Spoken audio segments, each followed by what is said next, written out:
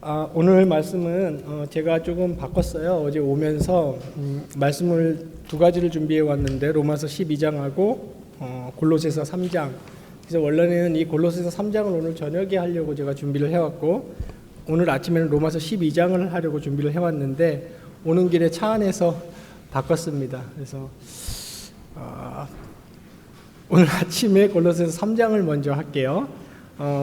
골로새서 3장 1절로 17절 말씀이고요.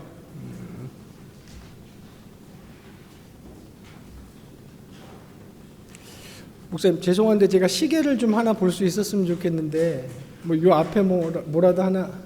예. 어제 김대희 목사님 설교하실 땐 시계 이렇게 해주시더니 왜 저 할 때는 안 해주십니까? 예. 감사합니다. 됐어요. 예, 잘 보여요. 예찬아, 잘 보여.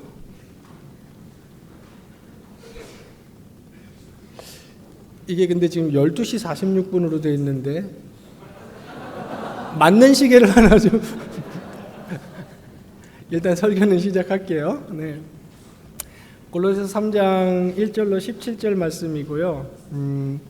길죠? 제가 10절로 11절을 읽겠습니다. 새 사람을 입었으니 이는 자기를 창조하신 이의 형상을 따라 지식이까지 새롭게 하심을 입은 자니라. 거기에는 헬라인이나 유대인이나 할레파나 무할레파나 야만인이나 스고디아인이나 종이나 자유인이 차별이 있을 수 없나니 오직 그리스도는 만유시요 만유 안에 계시니라. 집회를 여기저기 많이는 아닌데 그래도 좀 이렇게 했었는데 인도를 하고 주강사를 했었는데 이렇게 새벽 기도로 첫 예배를 여는 거는 처음이에요. 그래서 좀 뭐랄까 다채롭기도 하고 늘 이렇게 새로운 경험을 하게 해주시는 김주원 목사님께 감사드립니다.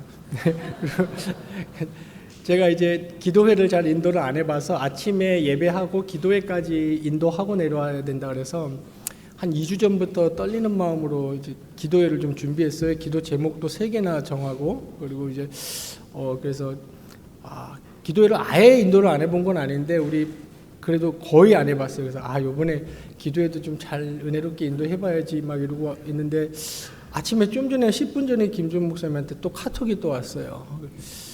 기도 제목 주시고 내려가시면 됩니다 그러더라고요. 그래서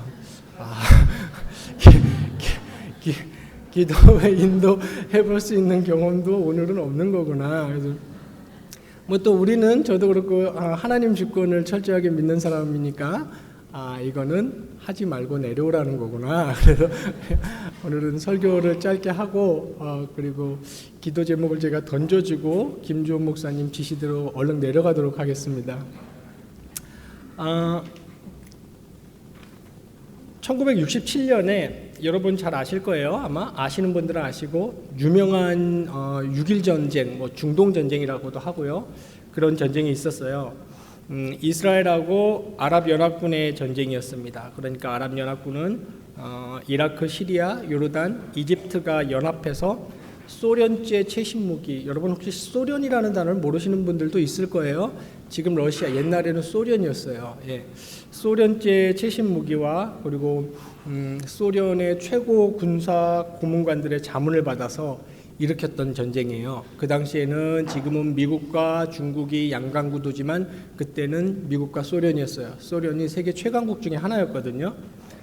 병력면에서 상당히 열세였던 이스라엘은 막강했던 아랍을 6일 만에 격파했습니다.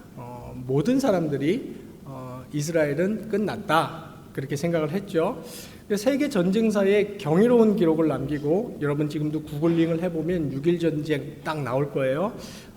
예루살렘의 옛 도시까지 되찾게 되었어요. 그 침공 당시에 이스라엘군을 지휘하던 모세 다얀이라는 장군이 당시 침공 직전에 세계가 깜짝 놀랄 만한 선언을 하나 했는데 뭐라고 했냐면 이 아랍연합전선과의 전쟁에서 반드시 우리가 이스라엘이 승리할 수 있다고 선언을 했어요. 세계 외신들은 일제히 이 기사를 그때 다루면서 분명히 원자폭탄이나 수소폭탄을 능가하는 어떤 신무기를 이스라엘이 개발했을 것이다. 왜냐하면 여러분 잘 아시지만 지금도 이스라엘은 기술력이 대단하거든요. 얼마 전에 FBI도 못 풀었던 아이폰을 뉴스 보셨어요? 이스라엘 정보국이 풀었어요. 그리고 이스라엘의 무기들 최신 무기입니다. 그래서 아마 최신 무기를 이스라엘이 개발했나 보다. 그런데 여러분 그때 이스라엘이 다얀 장군이 발표했던 이스라엘의 신무기가 뭔지 아세요? 모세 다얀이 이렇게 말했습니다. 우리를 승리하게 할 신무기는 바로 시편 121편입니다. 내가 산을 향하여 눈을 들리라. 나의 도움이 어디서 올까? 나의 도움은 천지를 지으신 여호와에게서로라 하신 하나님의 약속입니다. 이렇게 발표를 했어요. 이 전쟁은 당시 전쟁 역사상 최단시간 동안 최고의 성과를 낸 이스라엘의 승리로 끝났습니다. 그리고 전쟁이 끝난 후에 이스라엘 총사령관, 다른 사람이죠. 이 사람은 예루살렘 성벽에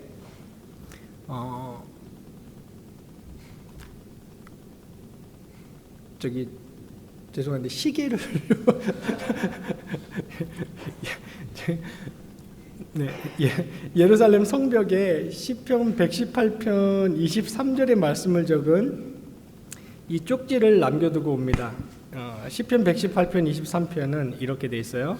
여호와께서 행하신 것이요 우리 눈에 기이한 바로다. 제가 이 아침에 이 스토리를 소개하는 이유는 여기서 제가 한 가지 주목하고 싶은 게 있는 겁니다. 여러분, 이스라엘이 중동연합군과 전쟁을 치를 때 실제적으로 이스라엘이 했던 행동은 다 취했을 거예요. 왜냐하면 국방력의 측면에서라든지 전략의 측면에서라든지 무기, 시대 상황, 병력 배치, 실제적인 행동들을 이스라엘이 왜 취하지 않았겠습니까? 다 맞죠. 그리고 당연히 해야 되는 것들이고 그런 것들을 해야 되는 것들 자체가 이미 하나님을 의지하는 사람들의 행동 양식인 거죠. 그런데 가장 중요한 것은 무엇이냐면 여러분 실전이라는 표현 많이 들어보셨죠? 삶은 뭐예요? 삶은 실전이에요. 연습이 아니다. 유행하는 말인 것 같아요. 요즘에 실전.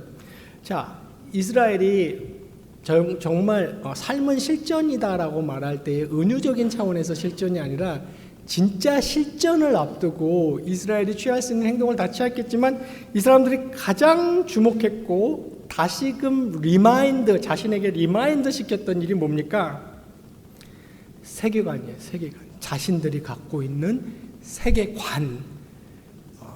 그 어떤 무기나 그 어떤 전략보다 실전, 살떨리는 실전 앞에서 내가 사느냐 죽느냐, 우리나라가 가느냐 살아있느냐의 실전 앞에서 다시금 이 사람들이 가장 주목했던 것은 자신들이 가지고 있던 세계관이었고 이스라엘이 갖고 있던 세계관은 무엇이냐면 하나님이 우리를 승리케 하신다. 그리고 우리는 하나님의 약속을 믿는다는 세계관인 겁니다. 그래서 오늘 저는 이 아침에 골로새서 3장 1절로 17절 말씀을 통해서 삶의 실전에 맞서고 계시죠? 네, 이제 삶의 실전에 이미 돌입하셨거나 이미 힘들어 하시거나 그렇다면 여러분들이 취업 준비를 나가는 것도 좋습니다. 열심히 하시고 또 이미 직장 생활을 하고 계시는 분들도 계실 테고 결혼 준비를 하고 계시는 분들도 계실 테고 이때 우리가 삶의 실전에 맞서서 우리의 삶을 우리는 어떻게 볼 것인가 라는 생각을 다시 한번 해야 되고요. 그리고 또 우리가 갖고 있는 세계관은 무엇인가. 방금 제가 소개드렸던 이스라엘이 실전에 앞서서 가장 주목했던 그들의 세계관 위에서 그들의 진짜 전쟁을 승리했듯이 그렇다면 우리는 우리 인생의 실전에 앞서서 우리가 주목하고 다시금 꺼내들고 잊고 있었다면 다시 상기시키고 먼지로 뿌옇게 덮여 있었다면 다시 먼지를 걷어내서 바라보아야 할 세계관은 무엇인가에 대해서 간략하게 오늘 저는 살펴보고 싶은 겁니다. 자, 사도 바울은 지금 3장 1절로 17절에서 가장 근본적인 얘기를 하고 있어요. 어떤 얘기를 하고 있냐면 새롭게 된 인간이 하나님 앞에서 어떻게 살아야 되는가. 보시면 1장 4절에 그리스도가 우리의 생명이다 이 얘기를 합니다. 그리고 11절 마지막 부분에 보면, 후반부에 보면, 근데 그 그리스도는 우리의 생명일 뿐만 아니라 우리의 생명 되시는 그 그리스도가 만유다, 판타, everything, 다다, 이 말을 하고 있고요.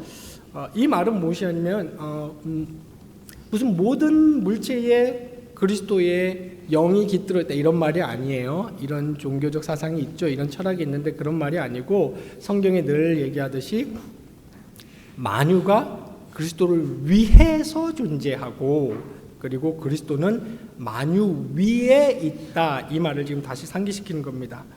그래서 그리스도가 우리의 생명이고, 우리의 생명이신 그리스도가 이 세상이 존재하는 바로 그 이유고, 그러니까 17절 맨 마지막에 가서도 또 다시 이렇게 얘기하네요. 사도 바울이 다 주 예수의 이름으로 해라, 이렇게 얘기를 하고 있는 것입니다. 자, 저는 오늘 이 아침에 골로새서 3장 1절로 17절 말씀을 다 주석하고 주의할 수는 없어요. 그래서 제가 오늘 우리 주제에 맞게, 둘째 날 주제에 맞게 집중하고 싶은 부분이 있는데, 그것이 10절과 11절입니다. 제가 다시 한번 읽어볼게요.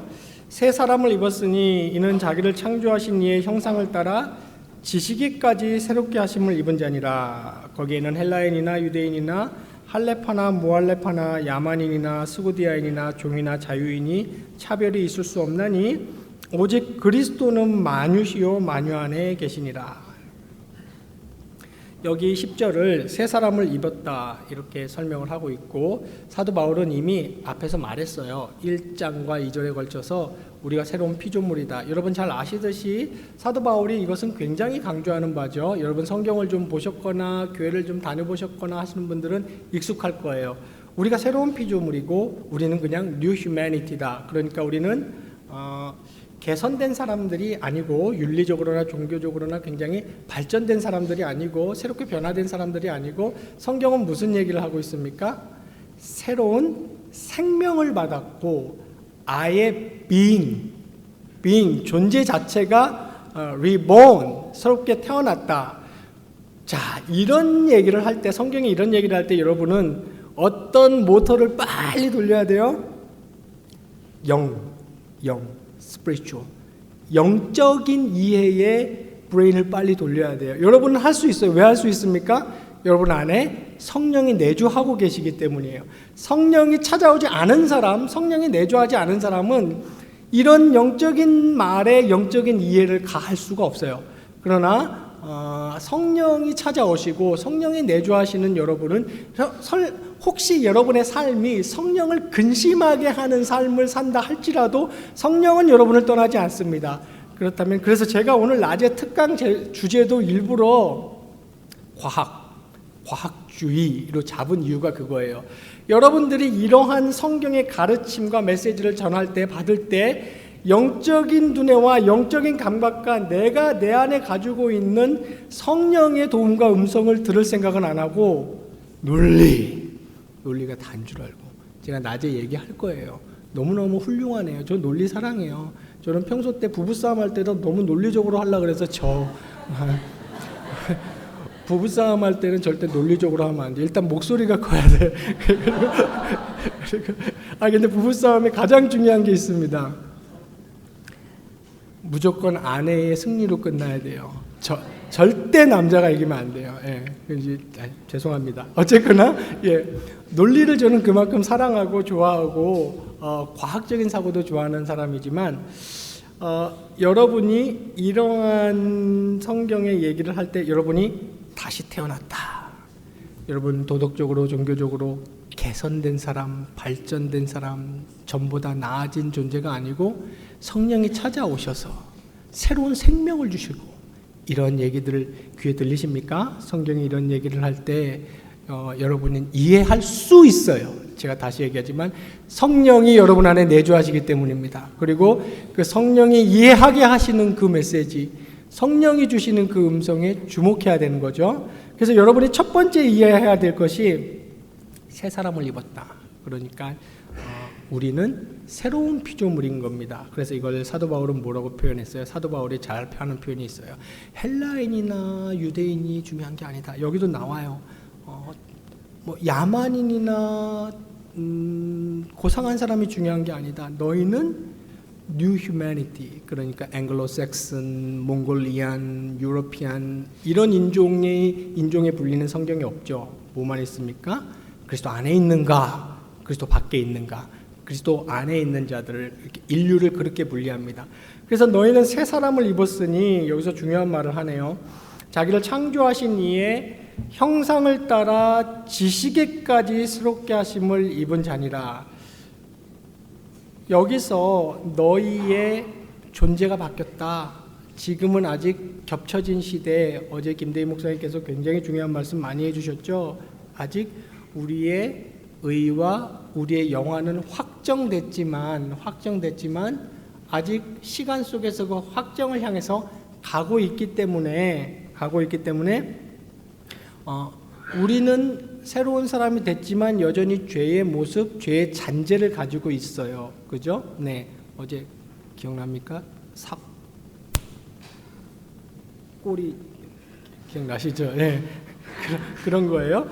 잔재를 가지고 있기 때문에 여전히 새롭게 완전히 됐지만 너희는 매일 새로 와라 이 얘기입니다. 이해 가시죠? 완전히 새롭게 됐고 확정됐고 아무도 건드릴 수 없고 취소시킬 수 없으니까, 이게 중요해요. 없으니까 너희는 매일 새로 와라. 영화에 들어가는 그날까지 새롭도록 노력해라, 애써라. 그러니까 여기 새롭게 하심이라는 이 표현은 현재형으로 되어 있어요. 현재형. 그러니까 새 사람을 입었다. 이거는 이미 주께서 그리스도의 갈보리 십자가와 그 위대한 부활을 통해서 그리스도께서 하신 일이니까 이 일의 토대 위에서 너희는 매일 새로워지도록 노력해라. 그런데 그게 어디에까지라 그랬습니까? 여러분들의 신분뿐만 아니라 여러분들의 지식에까지. 그러니까 여기서는 제가 두 가지 얘기를 하고 싶어요. 지식에까지 새롭게 된다는 것은 하나님을 아는 지식을 얻는다는 거예요. 하나님을 아는 지식을 말합니다. 하나님을 아는 지식이라고 할 때는 첫 번째는 무엇입니까? 여러분 많이 들어보셨을 거예요. 하나님에 대하여 아는 지식이에요. About God. 말하자면 신론이죠. 신론. 하나님은 삼위로 존재하시네. 하나님은 전능하시네. 하나님은 전지하시네. 하나님은 통치하시네. 그런데 신기한 건 뭔지 아세요? 자유주의 신학자들, 예수 그리스도를 통한 구원을 안 믿는 사람들, 천국과 지옥의 존재를 안 믿는 사람들도 저는 공부하면서 많이 만나봤어요. 신론을 굉장히 잘 아는 사람들도 많아요. 어떤 조직 신학 교수보다 자유주의 신학 교수가 신론을 더 많이 알아요. 장로교에서 말하는 신이란 하면서. 이거 굉장히 중요합니다. 그런데 이거 중요한데 어떻게 보면 이거보다 더 중요한 게 있어요. 하나님을 안다고 할 때는 여러분이 하나님을 알아야 돼요. 이건 다른 말로 하나님과의 교제 속에 있어야 되고 하나님과의 관계를 유지해야 돼요. 이것도 하나님을 안다예요. 안다의 두 가지 의미 아시죠? 저는 손흥민을 알아요.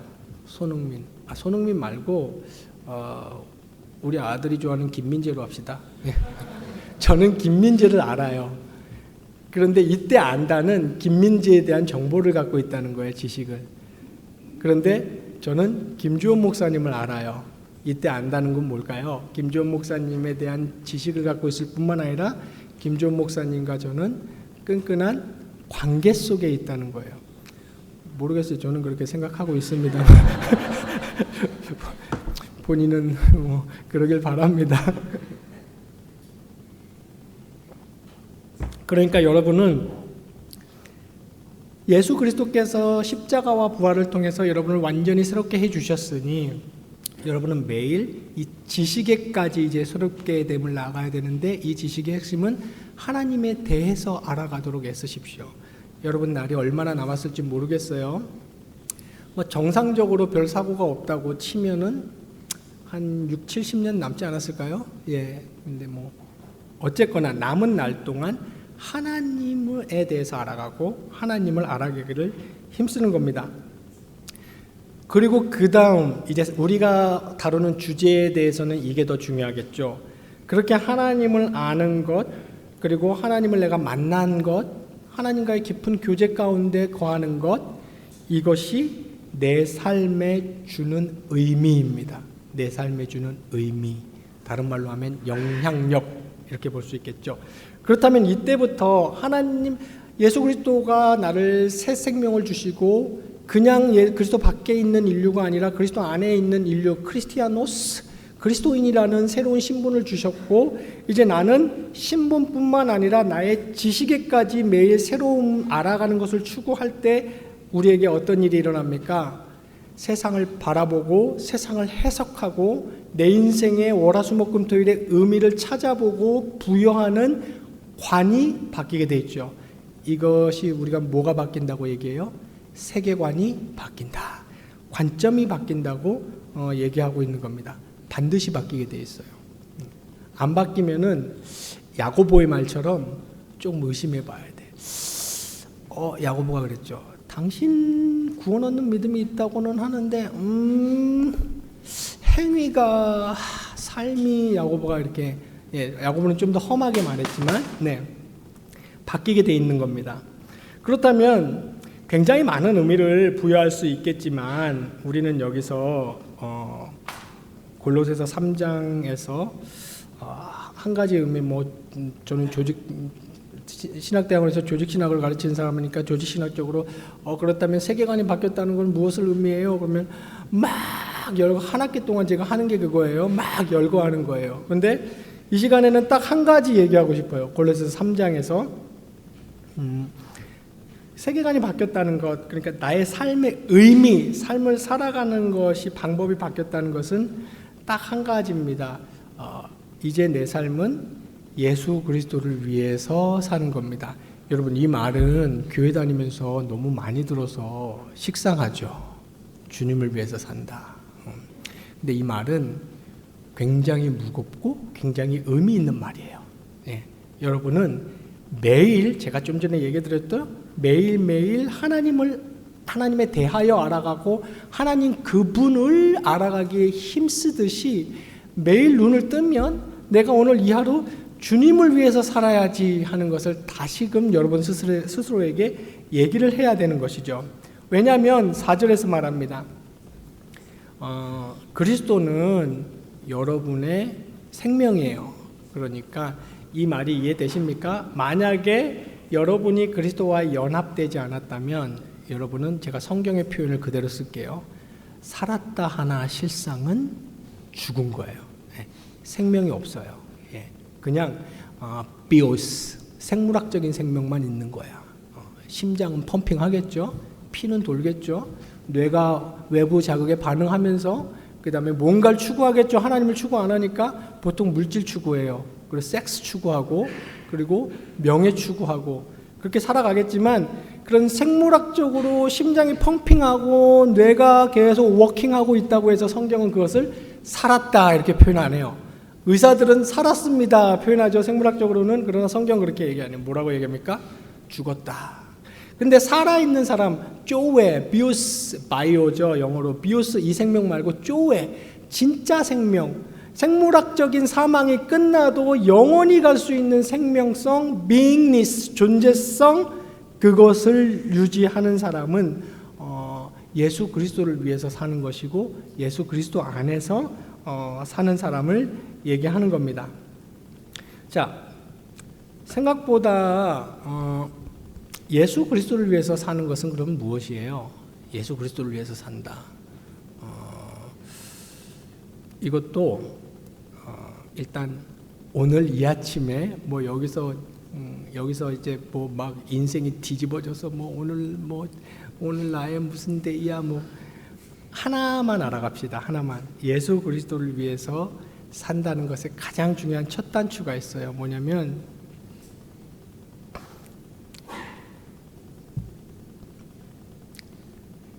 주님을 매일 생각하는 겁니다. 이거 중요해요. 굉장히 중요해요. 여러분 뭐 생각해요? 학점,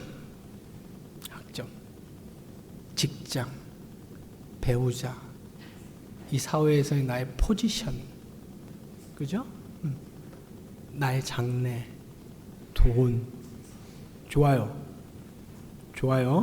우리 개혁교회에서 자라니까 다 배우셨죠? 그런 게 나쁜 게 아니에요. 그게 세속적인 것들이 아니에요. 근데 이런 것들은 아무 의미가 없는 쓰레기 비슷하게 되는 경우가 뭐냐면 여러분들이 주님은 생각하지 않을 때예요. 여러분들은 주님을 생각해야 돼요. 너무 신학적으로 복잡하게 생각하지 마세요. 교리적으로 너무 정립하려고 하지 마십시오. 일단 아침에 눈 뜨면 주님을 생각하고 가양역에 가서 9호선 지하철을 탔습니까? 주님을 생각하세요. 그럼 내가 주님과 동행하고 있다는 걸 아셔야 되고 내가 오늘 이 하루 주님을 위해서 살고 있구나 하는 걸 아셔야 돼요. 직장에서 12시 땡 치면 직장 생활 하시는 분들은 점심시간에 직장 동료들하고 점심 먹으러 가잖아요.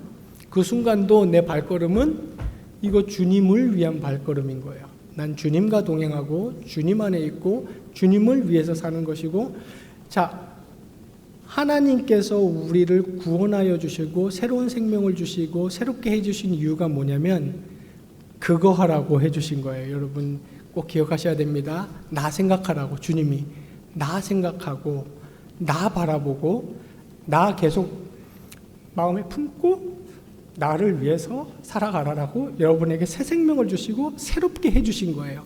이게 지금 사도 바울은 골로새서 여기 3장에 보면은 창세기적 표현을 계속 하고 있어요. 옷 입다 라든지 새롭게 되었다, 하나님의 형상. 자, 여기서 하나님의 형상을 따라 10절에 보면 이런 표현이 있잖아요. 지식이 새롭게 되라고 했는데 하나님의 형상을 따라 새롭게 되라고 했어요. 이 말이 무슨 말입니까? 하나님의 형상이라는 표현이 있어요. 여기서 하나님의 형상이라는 표현은 우리말하고 영어로는 이거 번역하기가 조금 난해해요. 그런데 우리말로 하면은 형상 아니면 속성 이런 게 더 좋겠어요. 속성. 근데 영어로는 이미지, attribute 이 정도 될 것 같아요. 그러니까 처음에 하나님이 인간을 만들었을 때 만드신 이유가 뭐예요? 자, 호이 자유롭게 살아가거라 이렇게 만드신 게 아니고 애플리카. 다른 비잉들은 그렇게 만들지 않았어요. 호랑이니 기린이니 돌, 해바라기, 화성, 태양 이런 비잉 존재들은 그렇게 만들지 않았어요. 그런데 인간만은 어떻게 만들었냐면 여러분 보시죠. 창세기 1장에 하나님이 어떤 결정을 하십니까? 이 피조체는, 이 존재는 우리가 우리의 형상을 따라 만들자 이렇게 얘기합니다. 예, 거기서 그러니까 존재하는 모든 존재물들 중에 저와 여러분 같은 인간은 최고로 뛰어나요. 다른 피조체하고는 비교도 안 될 정도로 탁월성을 가지고 있어요. 그 이유가 성경은 어떻게 말합니까? 진화생물학자들의 해석하고는 완전히 다르죠. 나중에 잠깐 얘기하겠지만 진화생물학자들은 인간이라는 개체가 다른 생명개체보다 월등하게 살아남기 위해서 그런 어떤 윤리니 도덕이니 종교라는 그런 의식을 개발시켰다. 그래서 뛰어나게 살아남았다. 자연선택적으로 그렇게 됐다고 얘기하지만 성경은 그렇게 해석 안 해요. 성경은 뭐라고 해석하냐면 자존자가, 창조자가 있었고 아무것도 없을 때 그 창조자가 있었고 그 창조자가 이 인간 생명체는 그렇게 만들었다. 어떤 게 더 합리적이에요? 저는 아무리 생각해봐도 둘째론이 더 합리적이에요. 이거 창조론이라고 부르죠. 예. 어쨌거나 이 얘기는 낮에 좀 합시다. 그래서 하나님의 형상을 따라 지식에까지 새롭게 하심을 입었다는 것은 인간이 존재하는 이유는 하나님으로부터 받은 속성을 이렇게 뿜뿜 내뿜기 위해서 여기 있는 거예요. 다른 생명체를 이렇게 보세요. 걔들한테 없는 속성이 나한테 있음을 쉽게 알게 될 거예요. 정의. 고등어한테는 정의가 없다고 저는 확신해요. 본성만 있어. 정의. 사랑, 이건 잘못이야, 이건 옳아, 선악에 대한 관념, 그죠? 그 다음에 공정, 이런 개념이 있어요. 인간에게 있어요. 이건 해야 돼, 이건 하면 안 돼. 거기에 오늘 제가 시간 없어서 다 안 읽었지만 3장을 쭉 읽어보세요. 앞에는 무슨 얘기합니까? 하지 마라. 그러니까 음란, 부정, 제가 이렇게 음란, 부정, 사욕, 악한 정욕, 탐심, 거짓말 이런 거 하지 마라. 뒤에는 무슨 얘기합니까? 이런 거 해라. 사랑, 긍휼, 자비, 겸손, 온유, 피차, 용납함, 서로 사랑함. 이런 것들이 뭡니까? 제가 좀 전에 말했던 하나님의 형상을 받은 유일한 존재인 인간이 살아가면서 이런 것들을 나타내야 되는 거예요. 그래서 이게 철학자들이 맨날 하는 질문들 있잖아요. 지금도 하고 인간들이 하는 질문이에요. 좋아요, 여러분. 나 여기 왜 있지? 나 여기 왜 살지? 여러분 그런 적 없었어요? 제가 교회를 떠날 때 시건방지게 제 인생의 최악의 결정이었던 교회를 떠나는 22살. 오 마이 갓. 그러면 안 되죠? 네, 제 인생의 최악의 결정이었어요. 그때 느꼈던 게 그런 거예요. 아침에 눈을 떴는데 22살 때예요. 군대 가기 직전 군대를 좀 늦게 갔어요. 태양이 또 있어. 쟤는 또 있네. 좀 신기한 적 없었어요? 여러분도 아마 비슷한 경험 하신 적 있을 거예요. 앞으로 하실지도 몰라. 나는 눈 떴네. 아, 배고파. 뭐 먹어야지. 근데 왜 있지? 쟤는 또 왜 뜬 거야? 너무 허무하고 뭐 의미를 못 찾게 할 일은 잔뜩 쌓였어요. 군대 갈 준비도 해야 되고 빨리 알바도 가야 되고 알바 가기 30분 남았는데 그러고 앉아 있으니 할 일은 쌓였죠. 그게 중요한 게 아니야. 나 여기 왜 있지? 그런데 하나님은 처음에 인간을 만들 때 어떻게 만들었을까요? 하나님을 생각하고 하나님의 속성을 반영하라고 인간이라는 생명체를 만든 거예요. 근데 여러분 잘 아시듯이 타락 때문에 그 감각, 그 센서가 완전히 망가졌잖아요. 죄로 부패해서. 그런데 예수 그리스도가 십자가와 부활로 여러분에게 새 생명을 주셨다는 것은 쉽게 말하면 그 센서를 회복시켰다는 거예요. 그러니까 생명이 들어왔기 때문에 이 말이 들리는 거죠. 생명이 들어왔기 때문에 이 말이 보이는 거죠. 그 전에는 성경이 뭐라 그랬어요? 죽었다 그랬어요. 그러니까 죽은 사람에게는 아무리 가서 죽어서 바닥에 떨어져 있는데 바닥에 누워 있는데 막 생명줄이라고 막 던지면서 막 이 줄을 잡으세요. 막 이 줄을 잡으면 당신 살 수 있습니다. 이 줄을 안 잡으면 이게 복음의 생명줄이에요. 이 복음의 생명줄을 빨리 잡으세요. 막 그 사람 잡아요? 못 잡아요? 못 잡죠. 왜 못 잡습니까? 죽었어요. 그래서 죄송한 얘기지만 불신자분들이 아무리 전도를 해도 못 알아들어요. 무슨 말인지 반응하지 않아요. 왜입니까? 죽었기 때문이죠. 근데 저와 여러분 같은 사람들은 어떻게 해서 이런 말에 반응을 하게 됐어요? 우리가 복음을 우리의 이성과 우리의 감정으로 수납하기 전에 하나님이 먼저 하신 일이 있어요. 그게 뭐냐면 우리에게 찾아와서 새 생명을 주신 거예요. 이거 우리 중생이라 그래요. 그래서 니고데모가 3장에서 예수님한테 물었어요. 아니 이 일이 언제 어떻게 일어나는 거예요? 그랬더니 예수님 뭐라 그랬어요? 노노노노노. 뭐라 그랬어요? 바람이 어디서 와서 어디로 불어가는지 모르는 것처럼 너네는 몰라. 너네는 내가 중생했구나. 내가 예수 믿고 있구나. 이걸 알 뿐이지 몇 년, 몇 월, 몇 시, 어느 장소에서 언제 내가 중생했다는 걸 아는 거는 아니에요. 하지만 우리는 중생을 했고 새로운 감각이 회복된 사람들이기 때문에 이 세상을 따라갈 때, 이 세상을 살아갈 때 이제부터는 우리의 삶의 목표는 딱 하나입니다, 여러분. 삶의 목적이라고 해야겠네요. 목적.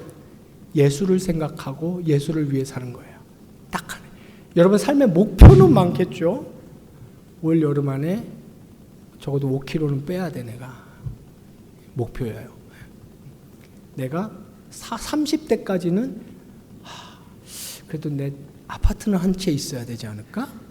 삶의 목표예요. 좋은 목표, 훌륭해요. 살은 꼭 빼세요. 예. 목표들은 많은데 내가 오늘 눈을 떴을 때 목적은 딱 하나예요.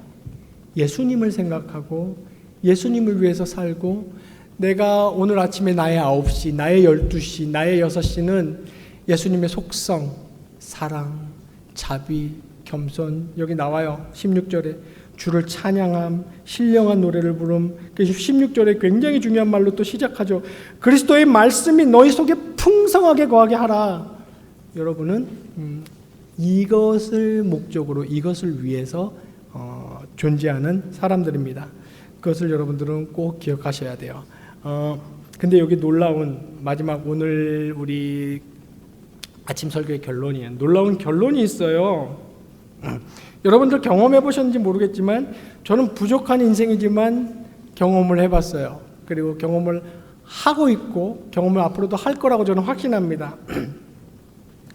여러분들이 세상에 여러 목표를 가지고 열심히 사는 거죠. 오늘 이 얘기를 하고 싶진 않아요. 뭐 주제가 곁으로 흘러갈 것 같아서 열심히 살아야 돼요. 예, 어떤 불신자보다 치열하고 열심히 살아야 돼요. 열심히 살아가는데 이 하루는 주님을 생각하고 주님과 교제 가운데 내 안에 성령이 충만하게 하고 말씀이 풍성하게 하고 주님을 위해서 이 하루를 사는데 여러분들이 그렇게 주님을 위해서 존재할 때에 여기에 놀라운 비밀이 있습니다. 뭔지 아십니까? 이것은 성경의 약속이에요. 주님께서 여러분들을 위해서 일하십니다. 그냥 내버려 두시지 않아요. 이건 성경의 약속이에요. 여러분들은 이걸 꼭 체험하셔야 돼요. 가만히 있자. 나 돈 벌어야 되는데 주식 가만히. 내가 주님 생각할 때가 아닌데. 오늘 하루는 진짜 이제 크루셜 데이야. 오늘 내 인생에 굉장히 중요한 날이야. 오늘은 일단 주님 생각하는 스위치 꺼야 돼. 정신이 없어. 이렇게 하면서 막 뒤처질 것 같아요. 세상에서 도태될 것 같고 이렇게 순진무구하게 주님만 위해서 살았다가는 내가 이 험한 대한민국이라는 사회에서 살아남지 못할 것 같습니다. 많은 성경의 약속은 무엇이냐면 여러분들이 주님을 위해 존재할 때 주님은 여러분들을 위해 일하시고 어느 날 주님이 놀라운 일을 이루어 가셨고 이미 이루어 놓으셨고 여러분 앞길을 탁탁 열어주는 걸 느끼게 발견하시게 될 거예요. 여러분들이 주님을 위해서 주님만을 위해서 교회 운동을 위해서 살아갈 때 어느 날 만날 사람을 만나게 해줘요. 생각지도 않았는데 그 사람을 통해서 내 인생이 바뀌어요. 어느 날 어떤 걸 하게 해주세요.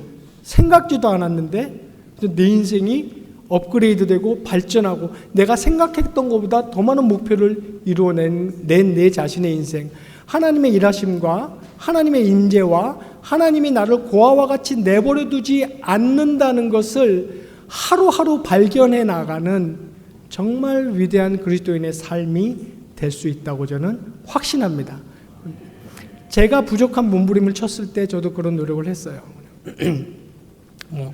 원대한 비전이나 꿈이나 저도 비전이 있어요. 어떤 개혁주의하고 이렇게 칼빈주의자들은 비전이라는 말을 좀 안 좋아하는 성향들이 있던데 저는 안 그래요. 저는 비전 좋아해요. 비전 좋아요. 예. 어쨌거나 열심히 하루하루 하나님을 생각하고 하나님을 어떻게든 내 마음에 품으려고 하고 그리스도의 말씀이 내 안에 풍성히 거하려고 생각하고 주님과의 교제를 애쓰고 이 하루도 나 인생의 가장 중요한 것은 나를 창조하신 그분의 성품, 주님을 찬양함, 주님을 경배함, 주님을 드높임, 나의 오늘 화요일 수요일이 그것 때문에 있구나 하고 그거 열심히 하고 있는데 하나님 벌써 일 처리를 다 해놓으셨어요. 내 인생에 길을 다 준비해 놓으셨고 내가 그냥 나는 오늘 이 하루를 살았는데 이쪽 문을 열어주세요. 나는 그 열어주신 길로 그냥 그 하루도 주님을 생각하면서 살아가고 있는데 이 사람을 만나게 해주시고 이건 정말 신나는 경험이에요. 여러분, 여러분이 어떤 졸업장이나 어떤 자격증이나 어떤 능력을 가지고 엄두도 못 내는 일을 주님은 여러분 인생에서 펼쳐나가십니다. 이것은 성경의 약속이에요. 여러분은 어디에 집중하셔야 되냐면 나는 하나님의 사람이야. 난 새로운 피조물이야. 나는 하나님을 위해서 오늘 하루를 살 거야. 하나님을 생각하면서 살 거야. 세상 사람들 다 그렇게 안 살아도 나는 그렇게 살 거야 하는 거룩한 결단이 있어야 돼요. 우리 이 노래 한번 부르고 한번 설교를 마칩시다. 굉장히 간단하고 오래된 노래인데 제가 굉장히 좋아하는 노래입니다. 하루에도 몇 번씩 혼자 불러요. 제가 영어로 할 거니까 너무 재수없게 생각하지 마시고 근데 굉장히 쉬운 영어니까 따라 해보세요. I have decided to follow Jesus. I have decided to follow Jesus. 들어보셨어요? I have decided to follow Jesus. 요 부분 되게 제가 좋아하는 부분이에요. No turning back, no turning back. 그랬어요. 네. 현재 완료 쓰고 있죠. 현재 완료 용법 기억나시죠? 6가지 용법. 어쨌거나 자, I have decided to follow Jesus. No turning back. 뒤돌아서지 않겠네. 혹시 반주 되나요? 주님 뜻대로 그냥 우리 아카펠라로 합시다. 주님 뜻대로 살기로 했네. 자, 다 같이 한번 해볼까요? 시작. 주님 뜻대. 죄송합니다. 영어로 합시다. 자, I have decided to follow Jesus. 시작.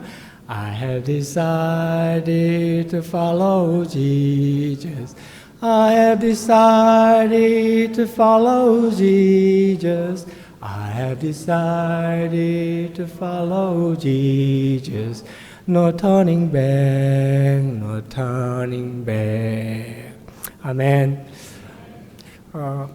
여러분 매일매일 날마다 지식에까지 새롭게 하기를 노력하고 힘쓰면서 내 삶이 주님만을 생각하고 주님을 목적으로 놓고 살아갈 때에 내 안에서 나보다 열심히 내 삶을 위해서 일하고 계시는 주님을 확신하면서 처음에 하나님이 인간을 만들었을 때 그 인간의 존재 목적, 그리고 타락한 저와 여러분을 다시 새 생명을 주셔서 그렇게 살으라고 인생의 기회를 주셨을 때 이 기회를 분명히 하고 하루하루 살아가시는 우리 제신의 모든 청대학교 여러분들 되시기를 주님의 이름으로 진심으로 축원합니다.